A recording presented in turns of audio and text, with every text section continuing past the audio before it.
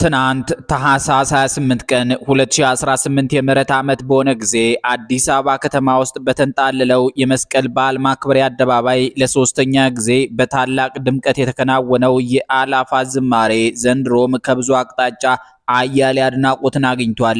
የኢትዮጵያ ኦርቶዶክስ ተዋሕዶ ቤተክርስቲያን በአዲስ አበባ የመሬት ወረራ ፈጽማለች የሚል ክስ ሲያቀርብ የምናውቀው ጃዋር ሲራጅ መሐመድ ሳይቀር የእንኳን አደረሳችሁ መልእክቱን ያጀበው ለዝማሬው በተሰበሰቡ ኦርቶዶክሶች ምስል ነው። ጃዌ እኒያን እንደ ነጭ ኮከብ በመሃል አዲስ አበባ የተረጩ ውብ የቤተክርስቲያኒቱ ልጆች ሲያይ ምናልባትም ባዳጊነቱ የተማረው የአብነት ትምህርትና አፍቆት አሊያም የሰላሌ ኦሮሞ እናቱ ክርስቲያንነት ትዝ ብሎትም ሊሆን ይችላል። በሙስሊም ስም የሚጠራው ጃዋር ሲራጅ መሐመድ ብቻ ሳይሆን የፕሮቴስታንት እምነት ተከታይዋ የአዲስ አበባ ከተማ ከንቲባ አዳነች አቤቤም የዘንድሮው የአእላፋት ዝማሬ የከተማችንን ውበት አድምቋል ሲሉ አሞካሽተውታል። ባለፈው ዓመት ዘ ታይምስ የተሰኘው ዓለም አቀፍ የብዙሃን መገናኛ ስለ ኢየሱስ ክርስቶስ በጻፈው ሰፊ ሐተታ ላይ እንዲሁ በቦሌ መድኃኔዓለም የተካሄደውን የአእላፋት ዝማሬ ምስል መጠቀሙ የሚታወስ ነው። እሱ ብቻ ሳይሆን በዚያኔው የአእላፋት ዝማሬ ዓለም ተደሟል። መገናኛ ብዙሃን አይናቸውን ነጭ ርግብ በሚመስሉ የተረጋጉ ስርዓት የሚያከብሩና የሚያማምሩ የኢትዮጵያ ኦርቶዶክሳውያን ላይ ያሳርፈው ነበር። የአእላፋት ዝማሬ ማለት የሚሊዮኖች ዝማሬ የሚል ቀጥተኛ ትርጉም አለው።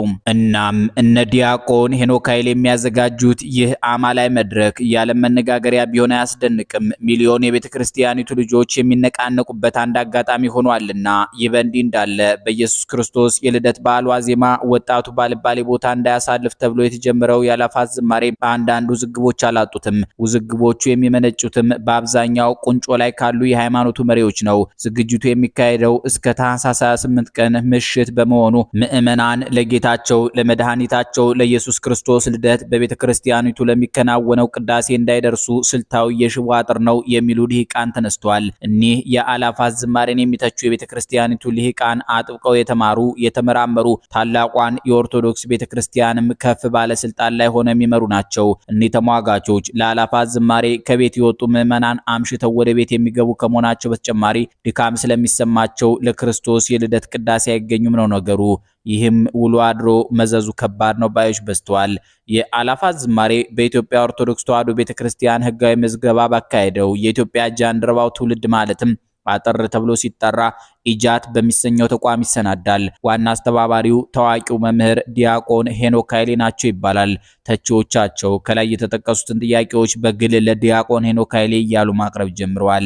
በአእላፋት ዝማሬ ላይ ቅንነት የተላበሰ ቅሬታ ካቀረቡ ሰዎች መካከል አንድ ጦማሪ ለዲያቆን ሄኖክ ኃይሌ ይድረስልኝ ያሉት ትችት የተከበሩ ዲያቆን ሄኖክ ኃይሌ ሆይ የገና ዋዜማ ዕለት ቤተክርስቲያን በየአጥቢያው ምሽት ጀምሮ ማህሌት አለ። የሊቃውንት ዝማሬ ወረብ ዝማሜና ቅኔ እንደ ጉድ ይጎርፋል። የቅዱስ ላሊበላ ሊቃውንት ዝግጅትም አለ። ለእግዚአብሔር ምስጋና ይቀርባል። ስለዚህ ይህንን የቤተክርስቲያን አገልግሎት ትተን አጥቢያ ቤተክርስቲያናችንን ትተን ወይም ዘግተን አንተን ተከትለን መስቀል አደባባይ እንዘምር ወይስ አጥቢያችን ካለው ቤተክርስቲያን የሊቃውንትን የመላእክት የመሰለ ወረብ ዝማሜ ምስጋና እንከታተል? የቱ ይሻለናል? የትኛው ስርዓተ ቤተክርስቲያንን የተከተለ ነው? የምህረት አብና ያንተ አካሄድ ልዩነቱ ምንድነው? ምህረት አብ ለጧፍ ነጋዴዎች ሲሳይ ከመሆኑ ውጭ ምን አመጣ? ያንተ አካሄድ ከማህሌቱ የሊቃውንት ዝማሬ ተገንጥለህ ወደ ሌላ ቦታ ምዕመናንን መንጠቅ ወይም ይዘህ መሄድ አግባብ ነው ትላለህ ወይስ አግባብ አይደለም? ማህሌቱ ለማን ነው የተሰራው? ለማን ይተው? ማህሌቱ ላይ ማን ይቁም? ከማህሌቱ ወደ አዳራሽ ለምን እንሮጣለን? ትልልቅ ቤተክርስቲያን ታቦት ቆሞ ከምዕመናን እየተለመነ የሚሰራ እንዲህ ወና እየተውነው ወደ አዳራሽና አደባባይ ለመሄድ ነው። አንተስ ከሊቃውንቱ ከማህሌቱ ተለይተህ የተለየ ቦታ ላይ ሌላ ዝግጅት ማዘጋጀት የጀመርከው በምን አግባብ ነው? ቤተክርስቲያንን ባለም አደባባይ ክብሯን ማሳየት ከሆነ ዓላማ ከገና ዋዜማ ውጭ ቀን ጠፍቶ ነው? 364ቱ ቀን የት ሄዱ? በዓላትን መርጠህ ከሆነስ እነ ጥምቀት፣ መስቀል አይነቶች የአደባባይ በዓላት እያሉ የገና ዋዜማን የማህሌቱን ጊዜ የቅዱስ ላሊበላን ክብር የሚያደበዝዝ የሚሸፍን ዝግጅት ለምን መረጥ? ምዕመናንስ የቅዱስ ላሊበላን የሊቃውንት ዝማሬ በየአጥባው ያለውን የሊቃውንት ወረብ ዝማሜ ቅኔ ከታተሉ ወይስ ያንተን አርቲፊሻል ለታይታ ከንቱ ውዳሴ በፕሮፓጋንዳ ብዛት የመጣ የመድረክ ቪው ምዕመናን በገና ዋዜማ አልባሌ ቦታ እንዳይሄዱ ነው ካልክስ ኃጢአት ያለ በገና ዋዜማ ብቻ ነው። አንተስ ቄስ አይደለህ። ስለዚህ በማህሌቱ ከሊቃውንት ከካህናት ጋር ማሳለፍ ነው ክብርህ ወይስ ለታይታ መድረክ ላይ ማደር በማለት ጠይቁት እስኪ ብሎ ይደመድማል።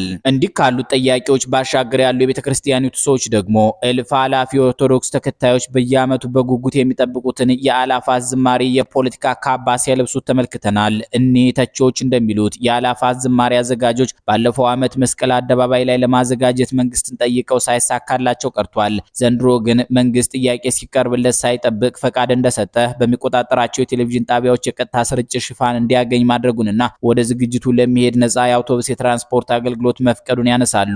ይህን ማድረጉ አንድም በአርሲና በሌሎች ቦታዎች በኦርቶዶክስ ተከታዮች ላይ የደረሰውን ጥቃት ለመሸፈን ነው ሲሉ ነገር ያድራሉ። ዝግጅቱ ለመንግስት ከዚህም የዘለለ ከፍተኛ ፋይዳ እንዳለው የሚገልጹም አልጠፉ።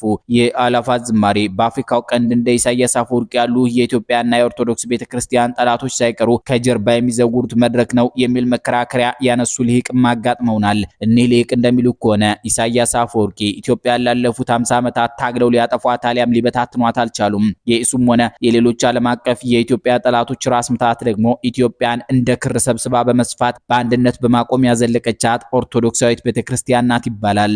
እናም ይህችን ብሉይና ቀደምት ተቋም ከስሯ ለመንቀል ምዕመኗን ከላሊበላ ይልቅ መስቀል አደባባይን ቤዛ ኩሉ ለዓለም ከተሰኘው የቀሳውስት ዝማሬ ይልቅ የአላፋት ዝማሬን በማስናፈቅ የመቀማት ሴራ አለ ይባላል። ለዚህም እንዲያመች ኢሳያስ አፈወርቂ አብርሃ ከወላጆቹ መካከል እናቱ አሊያም አባቱ ኤርትራዊ የሆኑትን ዲያቆን ሄኖክ ኃይሌን መርጧል ይላሉ ተንታኙ። ከአላፋት ዝማሬ ጀርባ በሰሜን ኢትዮጵያ ጦርነት ሰበብ ሲኖዶስ ከኢትዮጵያ ኦርቶዶክስ ተዋሕዶ ቤተክርስቲያን ተነጥሎ እንዲቋቋም ያደረጉት ህወሓቶችና መሪያቸው ደብረጽዮን ገብረ ሚካኤል ሳይቀሩ እንዳሉ የሚጠረጥሩ አካላት አጋጥመውናል። ከኢትዮጵያ ኦርቶዶክስ ተዋሕዶ ቤተክርስቲያን ጋር ከ1500 ዓመታት የሚበልጥ ፉክክር ያለባት የቫቲካኗ ካቶሊካዊት ቤተክርስቲያንም ከአላፋት ዝማሬ ጀርባ ሆና ለራሷ ቄሶች የምትሰብከውን ጃንደረባነት ወይም ስልብነት ወደ ኢትዮጵያ ለማስገባት እየጣረች ነው ባዮችም አሉ። ነገሩ ውስብስብ ነው። የሆነው ሁሉ ሆኖ ግን የዘንድሮው የአላፋት ዝማሬ በብዙዎች የተወደደ ሆኖ አልፏል። እንደ ጥምቀት ባሉ የኢትዮጵያ ኦርቶዶክስ ቤተክርስቲያን ማራኪ መድረኮች ላይ እንደሚባለው በወት ግባ ቦት የአገሬ ታቦት ለማለት የሚያስችል ታቦትም ሆነ ህንጻ ቤተክርስቲያን ባይታይም የክርስቶስ ማደሪያ የሚባሉት ምዕመናን ግን አምረው ተውበው አብበው በመስቀል አደባባይ ኢትዮጵያን ገልጸዋል። እኛም በማህበራዊ ትስስር ገጾች እንደታዘብነው ሶስተኛው የአላፋት ዝማሬ መድረክ ላይ ከኢትዮጵያ ኦርቶዶክስ ተዋሕዶ ቤተክርስቲያን ውጭ ያሉ የእምነት ተከታዮች ሳይቀሩ አድናቆታቸውን የገለጹበት ነበር። የኢትዮጵያ ኦርቶዶክሳዊት ቤተክርስቲያን ግን እንዲህ ላለ አድናቆት ለተቸረው መድረክ ከመብቃቷ በፊት ብዙ ጥቋቁር ቀናትን ያለፈች በዚያው ልክ ብዙ የሚያጫውት ተቋማዊ ገደል የፈጸመች የኢትዮጵያ አንጡራ ሀብት ናት። የኢትዮጵያ ኦርቶዶክስ ተዋሕዶ ቤተክርስቲያን የታቦተ ጽዮን ብቸኛ ማደሪያ፣ የኢትዮጵያ ስልጣኔ የስኬት ዓመታት መለኪያ፣ የአገሪቱ ውድቀት ጊዜ መጽናኛ፣ የቅዱሳንና ሊቃውንት መገኛ ናት። ይህችው ቤተክርስቲያን በአፍሪካው ቀንድ ብቸኛዋ ሰፊ ተከታይ ያላት ተቋም ናት። ለዘመናት እንደ ኢትዮጵያ ተፈትናለች። ራሷን በራሷ የማስተዳደር ነጻነት ለማግኘት እንኳን 1600 ዓመታት ፈጅቶባታል። ፍቅሬ ቶሎሳ ጅግሳ እንደጻፉት ደጓ አብርሃምና የኢትዮጵያውያን ዘርግ እንዲሆነው የኢትዮጵያ አባት የሳሌም ንጉስ የእግዚአብሔር ካህን የዛሬ 4000 ዓመት ወዳጆች ነበሩ። እናም የኢትዮጵያ ክርስትና ከምንጩ የፈለቀ እንጂ ምዕራባውያን እንደጻፉልን በአራተኛው መቶ ክፍለ ዘመን ባህር ተሻግሮ የገባ አዲስ መጻተኛ አይደለም። ቤተክርስቲያኒቱ ቀይ ባህርን ተሻግሮ አዱሊስን በወረረባት የእስልምና ሃይማኖት ታማኝ ልጆቿን አሳዶ የወዲት ጉዲትን በለቀቀባት የአይሁድ እምነት በገዛ ምድሯ ተገኝተው ልጆቿን በፈጁባት ካቶሊካውያን ስትፈተን እነሆ ምዕተ ዓመታት እንደ መስኩ ፈሰዋል።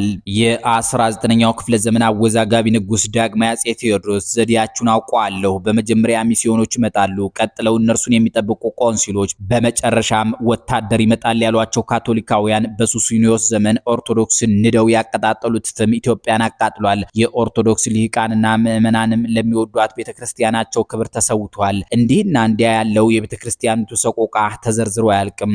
ጥር 14 ቀን 2015 ዓ.ም ወሊሶ በምትባለው የደቡብ ምዕራብ ሸዋ ቀጠና መዲና የሆነው ነገር ደግሞ ለዚች ታላቅ ቤተክርስቲያን የ21ኛው ክፍለ ዘመን ሌላው ፈተና ነበር። ቤተክርስቲያኗ በተለየ ጣዕም ከምታከብረው የጥምቀት በዓል መልስ ባለችው እሁድ ዕለት የተሰማው ዜና ኢትዮጵያን ለሚወዱ ሁሉ የራስ ምታት የለገሰ ሆኖ አልፏል። 25 የሚጠጉ ኤጲስቆጶሳትን ሾም ያለው የኦሮሚያ የጳጳሳት ቡድን መቀመጫዋን 5 ኪሎ ባደረገችው የኢትዮጵያ ኦርቶዶክስ ተዋሕዶ ቤተክርስቲያን ላይ ይፋዊ የዶግማ የቀኖና እንዲሁም የአስተዳደር ጥሰት መፈጸሙ ይፋ ሆነ።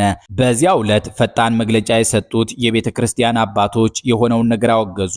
ብፁዕ አቡነ አብርሃም በመንበረ ፓትርያርክ ጠቅላይ ቤተ ክህነት ዋና ስራ አስኪያጅና የባህር ዳር ሀገረ ስብከት ሊቀ ጳጳስ ነበሩ። እሳቸው በጊዜው በፈተና የሚያጽናው ሁልጊዜ ፈተናዎችን እያሳለፈ ለዘመናት ሲጠብቃት የነበረ እግዚአብሔር ዛሬም ጥበቃውና መግቦቱ እንደማይለያት ሙሉ እምነት አለን። በደረሰው ክስተትም እጅግ አዝነናል። ቅድስት ቤተ ክርስቲያንም ታዝናለች። የኢትዮጵያ ኦርቶዶክስ ተዋሕዶ ቤተ ክርስቲያን ከ3000 ዘመን በላይ የራሷን አንድነት ከማስጠበቅ አልፋ የሀገርን አንድነት ስታስጠብቅ ለሰው ልጆች አንድነት ትልቁን ድርሻ በመውሰድ ስትሰራ የኖረች አሁንም ያለች ቅድስት ቤተ ክርስቲያን ነች። ይህንን አንድነቷን የሚንድ ህጋዊ ሰውነቷን የሚጥስ አላስፈላጊ ክስተት ተፈጽሟል በማለት ዓለም ተመልክቶ ከሚማልልበት የጥምቀት በዓል ማግስት ተካደች ያሏትን ቤተ ክርስቲያናቸው መልእክት አስተላለፉም።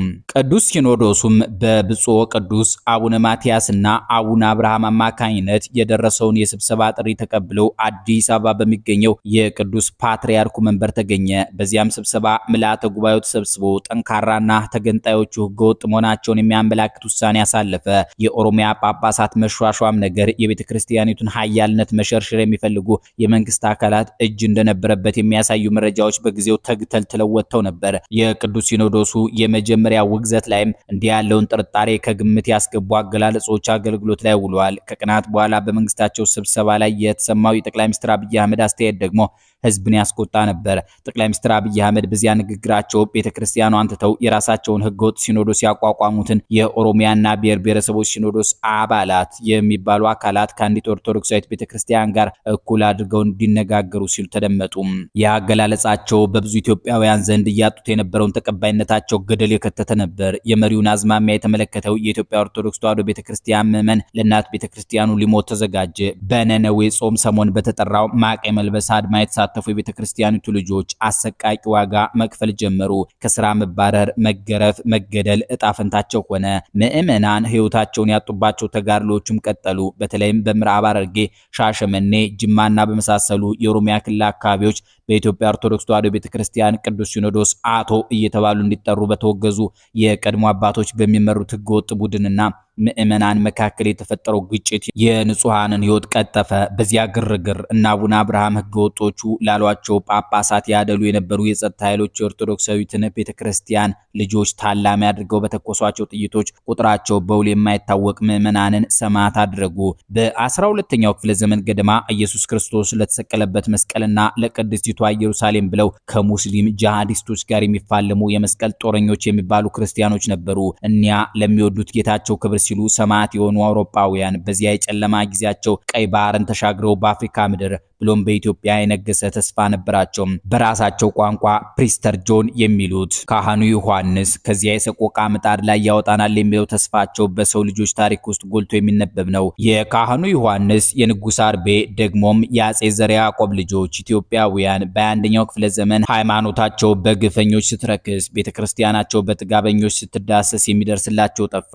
ያም ሆኖ ግን ልጅ አዋቂው ሊቁ ደቂቁ ሁሉ የሐዘን እንባ ያጎርፍ ነበር። ካለም ተለይታ እጆቿን ወደ እግዚአብሔር ተዘረጋ ዘንድ የተመረጠችው ሀገር ሰዎች መሪር እንባ ፍሬ ያጣ መሰለ። ከዕለታት በአንዱ ቀን ልደታ ማርያም በምትባል የቀዳማዊ አፄ ኃይለ ሥላሴ ዘመን ደብር የታየው የኦርቶዶክስ ክርስቲያን ምዕመናን መሰባሰብ ግን ለሚመለከተው ሁሉ የሚገባውን መልእክት አስተላለፈ። ያ የእስራኤልን ሕዝብ ኢያሱ ወልደ ነዌ ይመራ በነበረ ጊዜ የኢያሪኮን ቅጥር ለማፍረስ ድምጽ የተጠቀመው የእግዚአብሔር ምዕመን በዚያች ቀውጢ ቀን ደግሞ በአዲስ አበባ ጎዳናዎች ላይ ድምጽ ሳያስፈልገው ተሰባስበው በመታየት ብቻ የ4 ኪሎም ሆነ የወሊሶ ሰዎችን ልብ አቀለጠ። ለአንዲት እሁድ ዕለት ተጠርቶ የነበረው አስፈሪ የኢትዮጵያ ኦርቶዶክስ ተዋሕዶ አማኞች ህዝባዊ ሰልፍ ከቀናት ቀድሞ ናሙናውን አሳየ። ይሄኔ በዚያው ሰሞን ምላሳቸው አዳልጧቸው ይሁን አስበውበት ባይታወቅም የቤተ ክርስቲያኒቱን ልጆች እንዳስቀየሙ የሚነገርላቸው ጠቅላይ ሚኒስትር አብይ አህመድ አሊ ብፁዕነታቸውን ጨምረው ወደ 13 የሚጠጉ የቅዱስ ሲኖዶስ አባቶችን ቤተ መንግስት ጠርተው አነጋገሩ። የቤተ መንግስቱን አለቃ ቃላት ያመነው የቤተ ክህነቱ ሁነኛ ቡድን ሲኖዶሱ እሁድ ዕለት ዓለምን ሊያስደንቅበት የጠራውን ታላቅ ህዝባዊ ሰልፍ ለጊዜው አራዘመው። አድሮ ውሎም ጠቅላይ ሚኒስትሩን ያሳተፈው እርቅ ከ5 ኪሎ ተሰማ። አገር ተንፈሳለች። 4 ኪሎና 5 ኪሎ ታረቁ። በዚህ እርቅ ላይ ህገወጥ የጳጳሳት ሹመት አከናወኑ የተባሉት 3 አባቶች ተመልሰው ከውግዘታቸው ዳኑ። ህገወጥ የተባለው ሹመታቸው በይፋ ፈረሰ፣ ይቅርታም ጠየቁ። በየመሃሉ እርቆ የተጣሰባቸው ጊዜያት ነበሩ። የማታ ማታ ግን ከዚያ በኋላ አቡነ አብርሃም እንዳሉት የማታ ማታ እውነት ይረታ ሆኖ ቀጥተኛዋ ኦርቶዶክስ አሸነፈች። ከባዱ ፈተና ሙሉ በሙሉ ተቀለበሰ። አቡነ ሳዊሮስም የአቡነ አብርሃምን ስልጣን አፈፍ አድርገውት ዛሬ የ5 ኪሎ አድራጊ ፈጣሪ ናቸው። ይህ የቤተ ክርስቲያኒቱ ፈተና ቀለል ሲል ለትግራይ አባቶች የሚጻፉ ተደጋጋሚ የተማጽኖ ደብዳቤዎች ቀጠሉ። ብፁዕ ወቅዱስ አቡነ ማትያስ በአባታዊ ክብራቸው ልክ የሆኑ አንዳንዴ በትህትና ዝቅ ያሉባቸውን ደብዳቤዎች መጻፍ ቀጠሉ። ከጥቅምት 4 ቀን 2013 ዓ.ም እስከ ጥቅምት 2015 ዓ.ም በዘለቀው የለውጡ ዘመን ጦርነት ጊዜ የመለያየት መርዶ ማሰማት የጀመሩት የትግራይ ሀገረ ስብከት አባቶች በ2015 ዓ.ም ሐምሌ ወር ላይ የጥር 14 ቀን 2015 ዓ.ም ዘግናኝ ዜና ደግመውታል። ሐምሌ 17 ቀን 2015 ዓ.ም በትግራይ ቴሌቪዥን የታየው የኤጲስቆጶሳት ሹመት በጊዜው የቅዱስ ሲኖዶስ ዋና ጸሐፊና የኒውዮርክ ሀገረ ስብከት ሊቀ ጳጳስ አቡነ ጴጥሮስ እንደገለጹት ሕገ ቤተክርስቲያንንና ቀኖና ቤተክርስቲያንን በመጣስ የተከናወነ ልብስ የማልበስ ስነ ስርዓት ነው። ብፁዕነታቸውን ካስለቀሰ የትግራይ አባቶች የመቀሌ መስተንግዶ በኋላ የተደመጠውን ዜና አስመልክቶ ከአቡነ ጴጥሮስ ጋር መግለጫ የሰጡት አቡነ አብርሃም መራራ ሐዘን ተሰምቶናል ሲሉ ገልጸውታል። አቡነ አብርሃም በዚሁ ንግግራቸው ተንኮሎቹ የማይቆሙ ከሆነ ምዕመናን ሆይ ቤተክርስቲያናችሁን ጠብቁ እንድንል እንገደዳለን የሚል ማስጠንቀቂያ አክለዋል። ሁለቱም አባቶች በሰጡት መግለጫ ላይ ለሐምሌ 5 ቀን 2015 ዓ.ም የቅዱስ ሲኖዶስ ጉባኤ መጠራቱን ማሳወቃቸው ይታወሳል። የኢትዮጵያ ኦርቶዶክስ ተዋሕዶ ቤተክርስቲያን ምዕመናንም ይህ ጉባኤ ይዞት የሚመጣውን በረከት በብዙ ጠብቆ ነበር።